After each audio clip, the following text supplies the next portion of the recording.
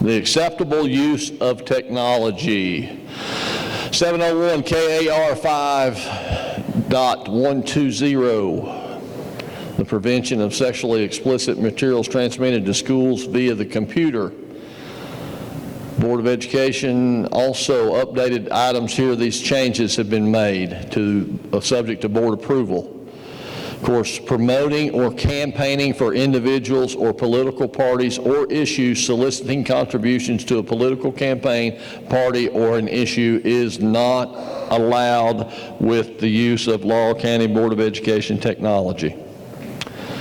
Creating or using a website, tweet, or Twitter accounts, Facebook accounts, or any other online service that implies or purposely represents itself as a district or school sanctioned site or account other than the teacher websites provided to all teachers by the schools in the district is not allowed.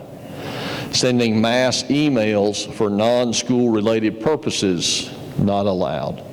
Only district-approved technology may be purchased and used in and for the delivery of instruction. Most of you folks don't have much opportunity to fall under those guidelines. But when you do get on your email, when you are logged into a computer, remember that we do have rules and guidelines that we are governed by. Also, no sense in even going over this, but we are required, all staff is required for this. We have and listen, you can go to the Kentucky School Board Association website, that link there at the top, and see the rules that we are governed by. That's what we follow here at Laurel County. So you can go to that link. If you'd like that link, you can check with me or Marshall, either one. Anybody can get you the information for this link on that. All right, that's all there is. I knew that would be a quick hitter. Bullying and hazing. School Board Policy 9.422 or 9.442. There we go, 9.422. School Board Policy on bullying and hazing. In order to effectively participate in the democratic process as adults, students must learn to respect the rights of others and to interact with them in a civil manner. Therefore, students are required to speak and behave in a civil manner toward students, staff, and visitors to the schools. We never have trouble on the bus with kids talking to each other in a bad way, do we? Or us. So this really applies to us in our job functions. Here are some of the actions not tolerated. The use of lewd, profane, or vulgar language is prohibited. In addition, students shall not engage in a behavior such as hazing, bullying, menacing, taunting, intimidating, verbal or physical abuse of others, or other threatening behavior. Now, we all have a code of conduct book in your packets, I think, and you can, when you do these write-ups, you can go back and refer to these actions. And that's why those was put in there, so that you would have a reference to what the conduct of the student is for this exactly. The definition of bullying. Bullying means any unwanted verbal, physical, or social behavior among students that involves a real or perceived power imbalance and is repeated or has the potential to be repeated. That occurs on school premises, on school-sponsored transportation, or at school-sponsored events, or that disrupts the education process. So not only does that include when we pick the kids up in the morning, take them home in the afternoons, that includes field trips during the day, that includes sports trips in the evenings as well. So trip drivers, we have that responsibility in the same manner. Now, on athletic trips, you've got coaches. They have to go through this same training. They should be the ones that handle that. And if you have a point to where you ask a coach, are you good with that behavior? because we don't want to allow that, especially in this world today, really linked. This bullying and hazing and harassment has a direct link to the suicide. So we can't tolerate the bullying, the harassment, the hazing. Definition shall not be interpreted to prohibit civil exchange or of opinions or debate or cultural practice protected under the state or federal constitution where the opinion expressed does not otherwise materially or substantially disrupt the educational process. Go ahead, Marshall. As provided in the District Code of Acceptable Behavior and Discipline, students that believe they are victims of bullying and hazing shall be provided with a process to enable them to report such incidents to district personnel for appropriate action. We are that district personnel, that front line on a school bus. Students who believe they have been a victim of bullying or who have observed other students being bullied shall, as soon as reasonably practicable, report it to a teacher, principal, or bus driver, etc. Employees, now this is what we are expected to do. Employees are expected to take reasonable and prudent action in situations involving student welfare and safety, including following the district policy requirements for intervening. And that's where we would move those kids. What we can do immediately, obviously, we know this. If we have a situation going on the bus on the way home, we separate those kids. That's your immediate intervention to stop that bullying. Appropriate write-ups or warnings, whatever is appropriate in this situation. Second action we see here, prudent action situations involving student welfare safety, including the following district policy requirements, intervening and reporting to the principal or through a write-up. You can do that through Marshall, myself as well.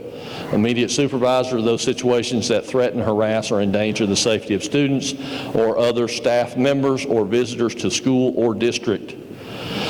Such instances shall include, but not are limited to, bullying or hazing of students and the harassment and discrimination of staff, students, or visitors by any party. We had a couple of instances this past school year to where this was taken to what I would call the most extreme level with some students threatening, which from my understanding resulted in some of those students involved in that being expelled from the school system.